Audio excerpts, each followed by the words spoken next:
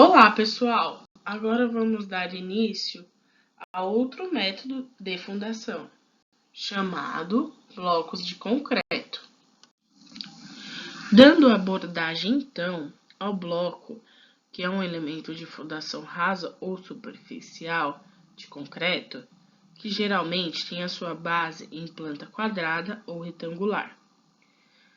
De acordo com a NBR 6122 de 2010, os blocos de fundação são dimensionados sem a necessidade de utilização de armadura, pois as tensões de tração atuantes nesses elementos podem ser resistidas pelo concreto devido às dimensões do bloco.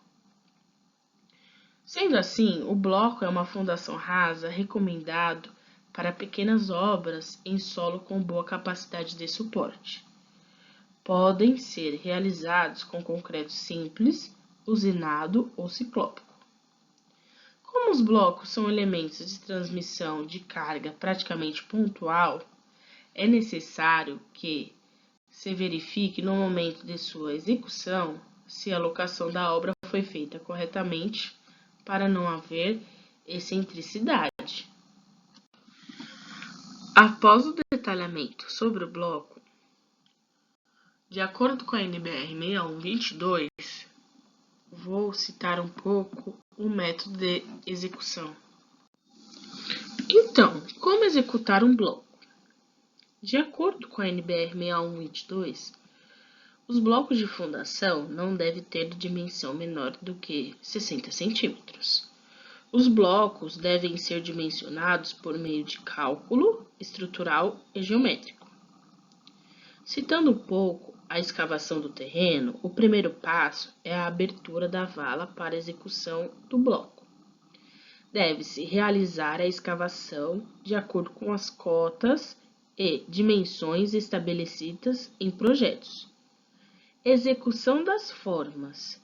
Após a verificação das cotas de apoio e as marcações dos pilares, faz-se a montagem das formas para que seja feita a concretagem posteriormente.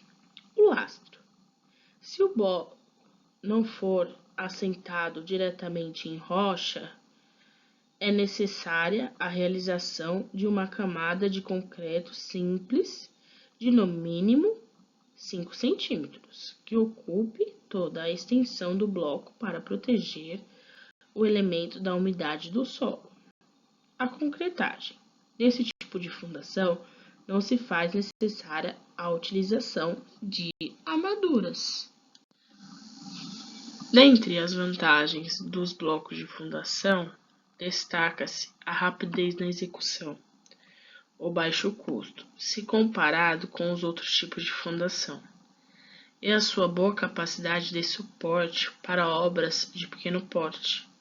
Como é uma fundação não armada, é possível economizar na sua execução, pela não necessidade de compra de barras de aço. Para um melhor desempenho dos blocos de fundação, é preciso observar a qualidade do concreto utilizado, e sua resistência, suas dimensões e sua profundidade.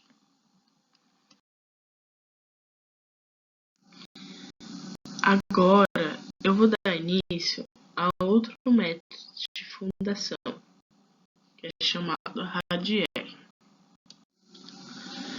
O que é um radier?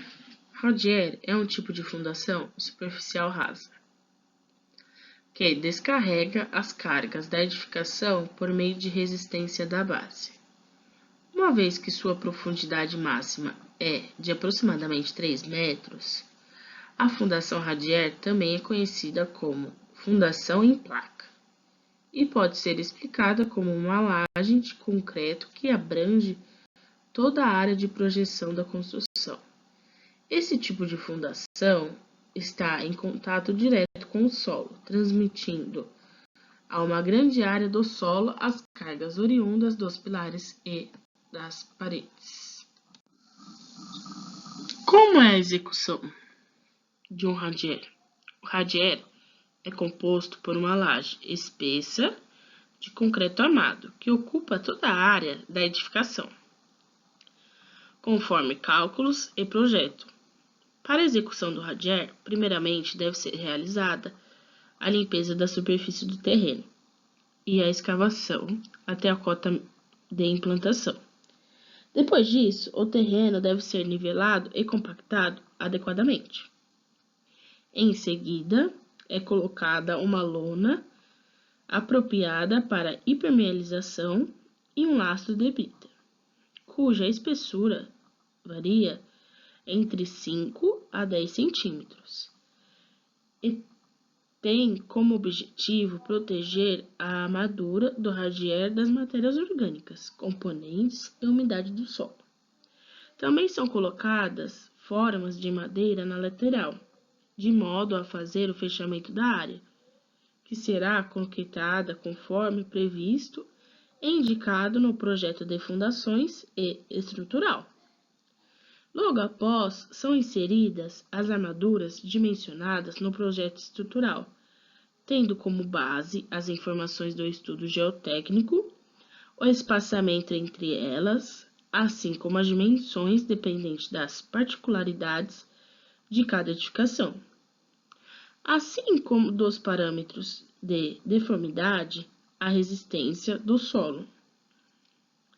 Em geral, as armaduras são reforçadas sob as paredes e pilares, permitindo que essas cargas aplicadas possam migrar para as áreas próximas, promovendo uma espécie de repartição desses esforços. As instalações hidrossanitárias e elétricas devem ser posicionadas e executadas antes da concretagem, evitando furos e cortes após a execução, reduzindo o retrabalho e a elevação do custo da fundação.